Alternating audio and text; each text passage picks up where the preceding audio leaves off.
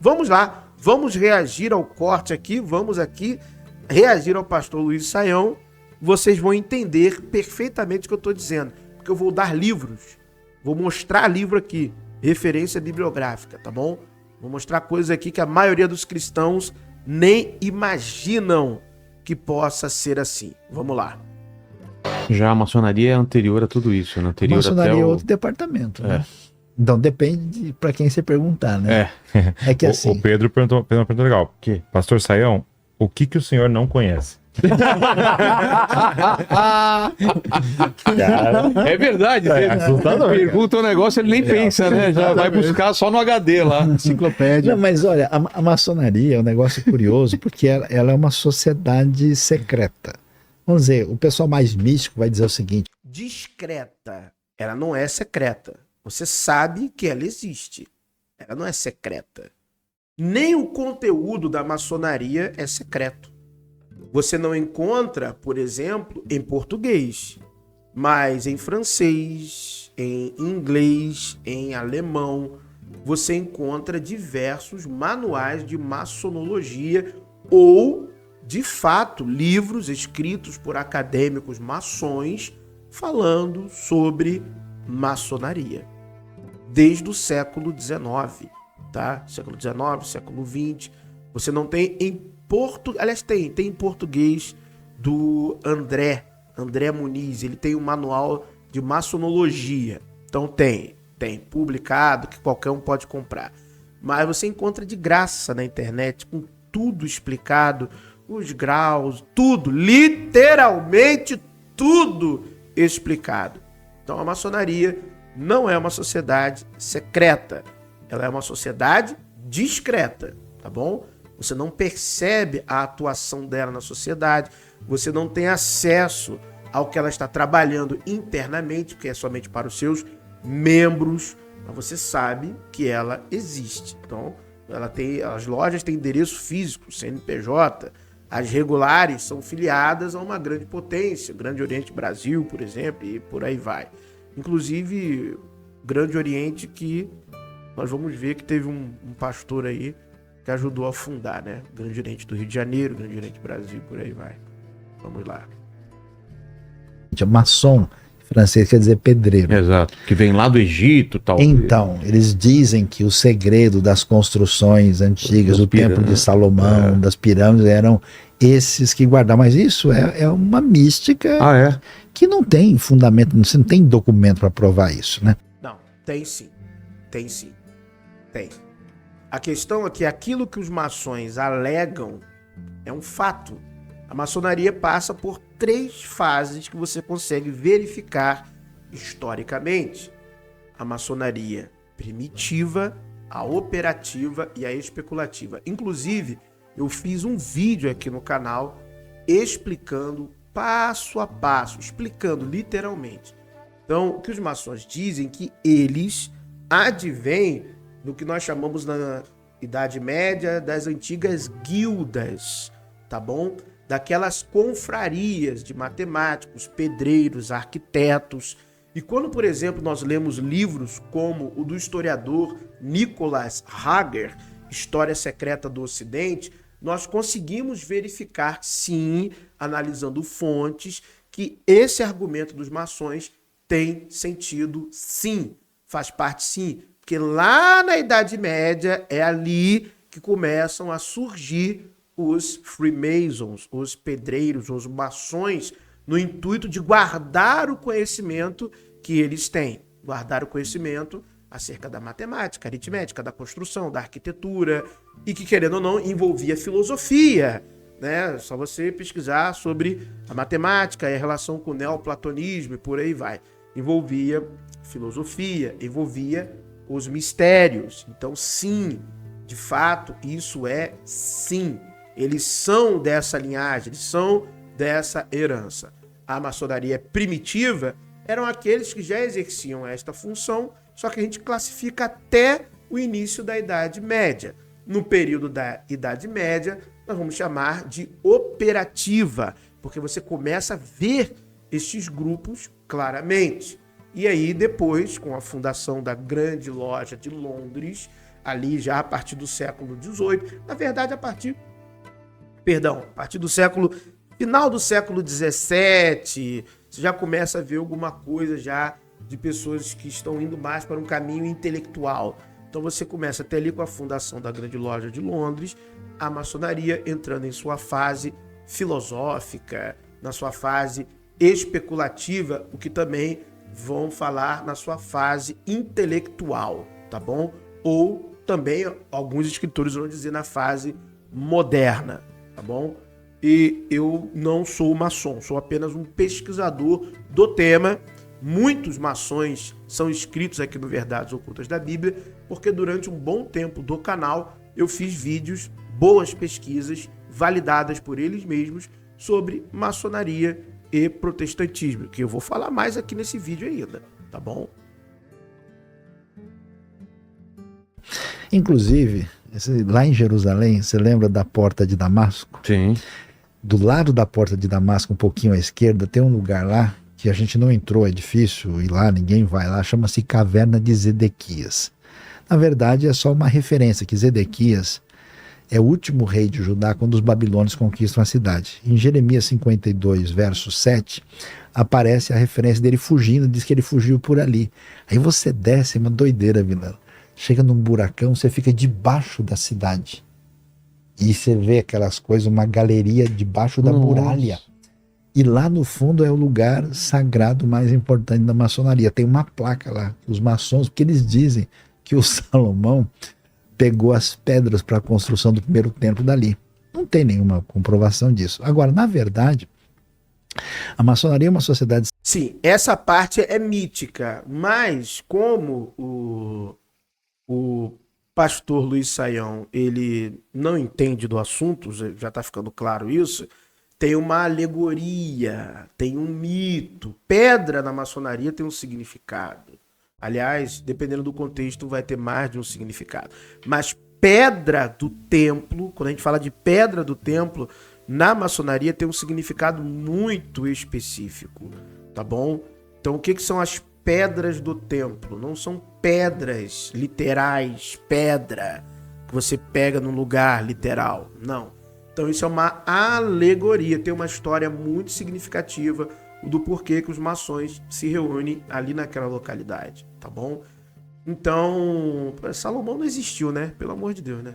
Então, eu já começo com esse negócio aí. Não existiu Salomão nenhum, nem templo de Salomão nenhum. Isso já foi escavado, verificado arqueologicamente. Esquece essa mentira, né? Que tem um arqueólogo favorito aí que gosta de contar, né?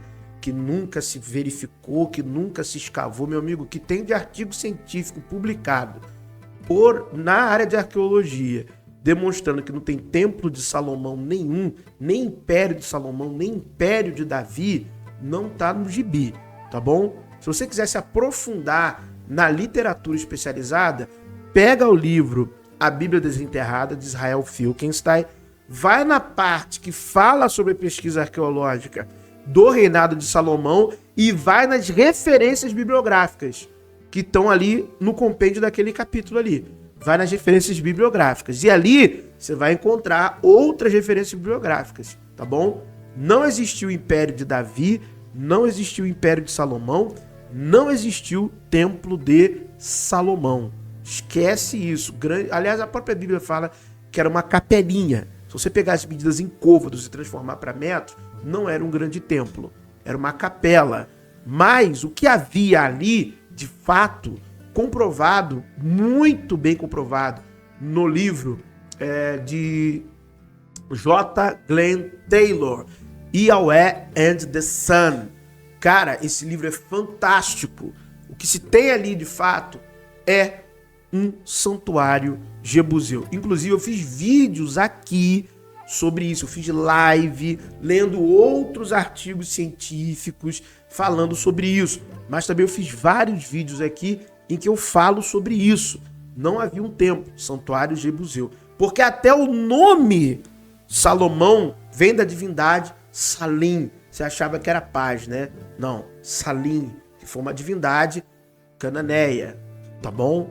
Então vamos lá, vamos continuar.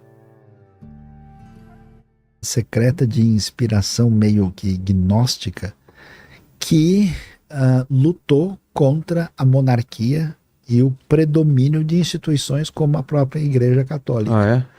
E aí... Não, a maçonaria, ela se levanta em um período conturbado em que começam a existir monarquias totalitaristas, tirânicas, opressoras, que caçava muitos daqueles que não se submetiam aos caprichos destas monarquias. Como, por exemplo, ferreiros, que poderiam querer se recusar a construir determinado tipo de arma. Porque, veja, nessa transição de maçonaria operativa para especulativa, eles estão se intelectualizando. Então, não é somente construir aquedutos, construir armas, começa-se a haver o questionamento dessas monarquias. Eles não são levantados por Deus, eles massacram pessoas, eles perseguem. E veja bem, não é somente a maçonaria, outras ordens existiam. Então, por exemplo, já quase existiu um Estado Rosa Cruz, e isso é comprovado historicamente. Não seria somente um país, seria um país Rosa Cruz, um país rosacruciano, de fato. Porque aqueles que estavam envolvidos na sua criação, fundação e manutenção, permanência, eram Rosa Cruzes. Então, né, tinha reis que apoiavam a causa Rosa Cruz, mas prevaleceu quem não apoiava. Então, assim, nós temos que entender a história como ela é de fato, como ela se desenrola de fato, e não a gente ficar que é meio gnóstica. Não, maçonaria não é gnóstico, né, filhão? Estuda a gnose. Tá? E a gnose está em todas as culturas, praticamente. Na Índia é ginana, no grego que é gnose, no Egito tem outra palavra para isso, e por aí vai. Gnose é o conhecimento oculto, elevado, que permeia todas as religiões, inclusive o cristianismo. O cristianismo tem a sua gnose. O apóstolo Paulo usa a palavra gnose a torto e a direito. O cristianismo é que transformou a gnose do apóstolo Paulo em meramente conhecimento. Só que existem palavras distintas no grego koiné para conhecimento. Quando eu falo gnose, eu estou falando de um tipo de conhecimento muito específico. Eu estou falando da própria gnose paulina. Paulo tinha a sua própria gnose. Tá bom? Vamos lá. A maçonaria sempre teve, né, gente importante no cenário que cenário político, ou no religioso também. Então, político e também religioso. Falam que está infiltrado, né? Então, e quando você vê a formação dos Estados Unidos, a maçonaria tem um papel significativo. Você pega a nota de $1, você vê... Revolução Francesa, ela ocorre por causa de maçons, tá? Os Estados Unidos, a Revolução Americana, a República Brasileira, a República, se não fosse maçons, muito provavelmente não existiria. Tem uns maçons mais idealistas que eles ficam, não é bem isso. Meu amigo, tá bom, Para de querer também ser corporativista. Não, eu quero havia um anseio. Não, filho, botar a mão, um dedão na balança mesmo e vambora fazer esse negócio. Foi assim na França, foi assim nos Estados Unidos, na Inglaterra, com outras causas. A monarquia inglesa não foi deposta, mas a maçonaria tem muito peso, por exemplo, na abolição da escravatura e em outras questões também. Inclusive, alguns vão falar, né, o professor Nicholas Hager, tá? Ele também vai colocar que aquele grupo que ajuda Lutero, a Family God, a família de Deus, era uma espécie de grupo judaico-maçônico que está ali escrevendo correspondência com Lutero e bota um dinheirinho também para ajudar, entendeu? Então, né? Vamos entender mais do que a gente está falando, né? Pirâmide com olho, Novum Ordo Seculorum, a ideia Thomas Jefferson, George Washington, todos esses tinham relação com a maçonaria. Washington, né, o obelisco. E é uma coisa agora que os meus amigos protestantes evangélicos não vão gostar muito, mas a gente tem que dizer, na minha opinião, infelizmente, porque eu acho que não tem nada a ver uma coisa com outra, a história protestante no Brasil teve muita participação da maçonaria para auxiliar as igrejas, principalmente no contexto batista e presbiteriano. Pastor Luiz Saião, vamos ser sinceros. Com respeito ao senhor, não é que teve muita ajuda. Não existiria. Não existiria. Primeiro livro que eu quero recomendar, esse livro aqui. David Gueiros Vieira, PhD em História. O protestantismo, a maçonaria e a questão religiosa no Brasil. Você olha aqui, ó. Fininho, dá pra ler, não dá? Dá pra ler, não dá? Dá pra ler rápido? Talvez não. Aqui, ó. Muita informação, muita fonte, muita referência bibliográfica, muita. Primeira Igreja Batista, Santa Bárbara do Oeste, foi fundada numa loja maçônica, meu querido. Os fundadores eram maçons. Os fundadores da Igreja Batista eram maçons. Teve muita ajuda. Essa é uma ofensa, né? Teve muita ajuda. Vocês não seriam nada. A Igreja Batista é fundada por maçons.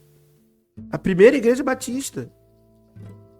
Ela é fundada dentro de uma loja maçônica. Não é que teve ajuda. É uma ofensa. Teve ajuda. Se você pegar esse livro aqui, ó, outro livro, de um próprio reverendo presbiteriano. Olha aqui, ó. O Evangelho e a Maçonaria, uma parceria que deu certo no Brasil. Atos Vieira de Andrade. Aqui, ó, reverendo presbiteriano. E detalhe, a presbiteriana é uma das instituições mais ingratas com a maçonaria. Porque desde 1958 que ela fica tentando rechaçar os maçons de dentro da igreja. Já se aproveitaram, né? Já colheram os louros. Meu amigo, isso aqui, essa obra aqui, a presbiteriana devia ter vergonha de dizer-se contra a maçonaria. Presbiteriana do Brasil. Aquela pregação que o Augusto Nicodemos Lopes fez contra a maçonaria deveria ser vergonhosa, aquilo ali. Eu condeno veementemente. Aquilo é um ato de vergonha, porque vocês, presbiterianos e batistas, não seriam nada sem a maçonaria. Fora aquele anais da igreja presbiteriana também. Pega ali também. Aqui também fala da relação do presbiterianismo também com a maçonaria. Os maçons que botaram dinheiro, que levaram para frente, que abriram igreja.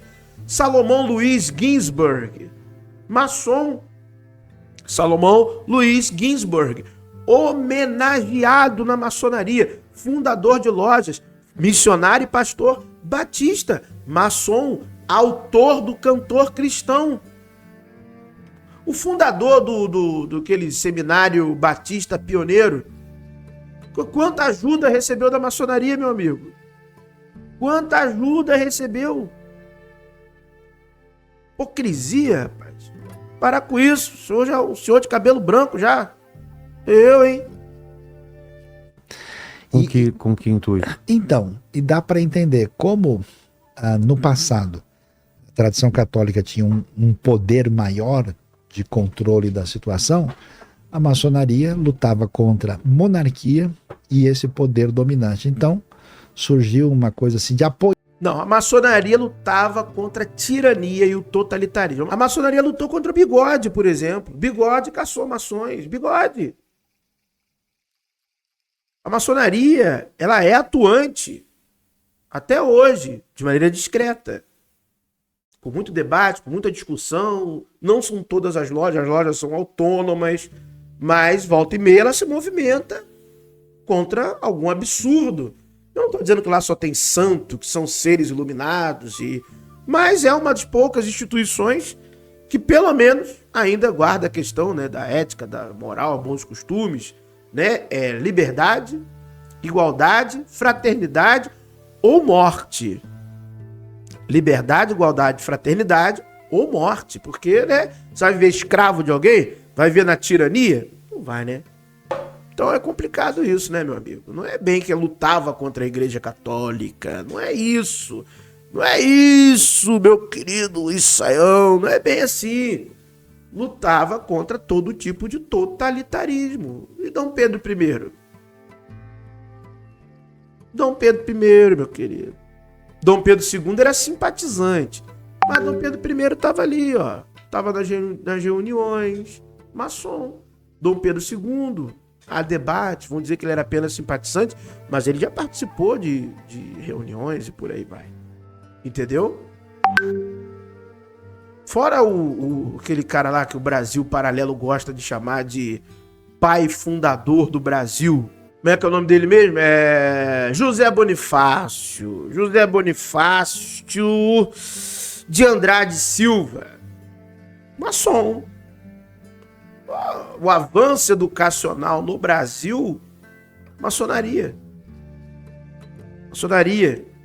Paulo Freire cagou tudo. Cagou. E a gente não quer se livrar dele, né? O Estado hoje está totalmente cooptado, né? Então, a pedagogia de Paulo Freire, os professores concordam, estudam aquilo, comem aquilo, e o Brasil só afunda na questão intelectual e por aí vai. O brasileiro só dança. Culpa de Paulinho Freire. Apoiar o movimento protestante porque ele fragilizava o poder constituído presente lá. Mas a gente sabe que muitos dos primeiros protestantes brasileiros tinham uma relação de simpatia e até envolvimento com a maçonaria. O que eu acho que se alguém tem um compromisso com a fé cristã, maçonaria não faz sentido a pessoa dividir a sua fidelidade, ainda mais. Tá fazendo o que então? Na Instituição Batista? Tá fazendo o que então na Igreja Batista? Hoje, a maioria dos pastores batistas, se eu não me engano, cerca de 45% são maçons. Tira Batista do nome. O nome que você professa, Batista, no Brasil, foi fundada a igreja por maçons. Maçons.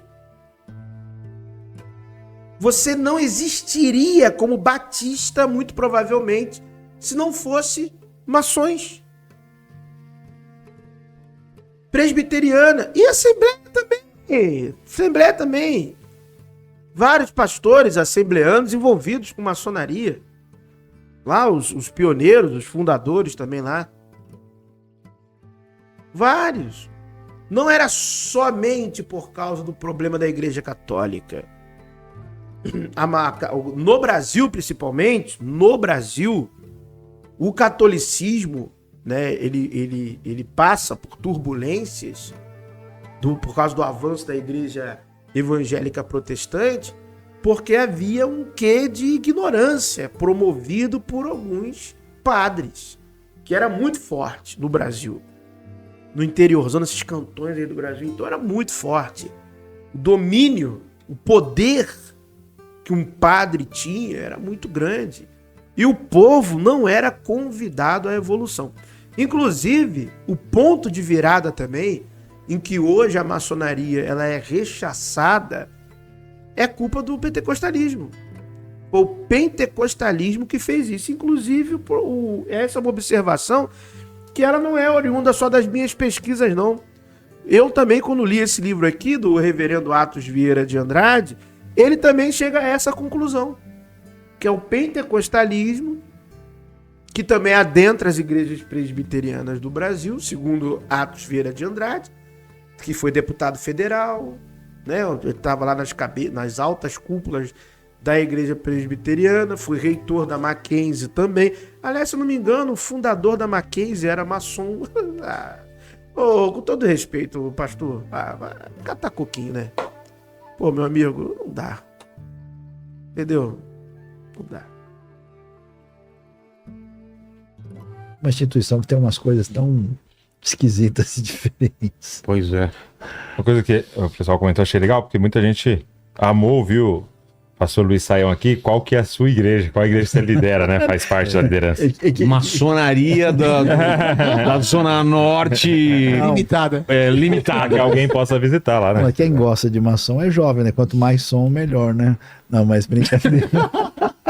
Eu demorei um pouco para acreditar no que eu estava ouvindo. Não, é o seguinte, eu sou pastor da IBNU, é uma igreja batista comum, né? Só que a gente tem um perfil um pouco mais... Pronto, meus amigos, encerramos aqui. Ele, a partir desse ponto, ele vai falar, né, da vida dele. E encerramos justamente, eu quis encerrar nessa parte com ele dizendo, Batista. Então, meu querido, então, tem que viver melhor aí. Muda o nome. Bota aí outro nome. E aí, meus amigos, gostaram da aula? Eu espero que sim. Ó, livros, fontes primárias, documento. Aqui tem muita coisa. Tem carta, trecho de carta, de livro aqui, ó.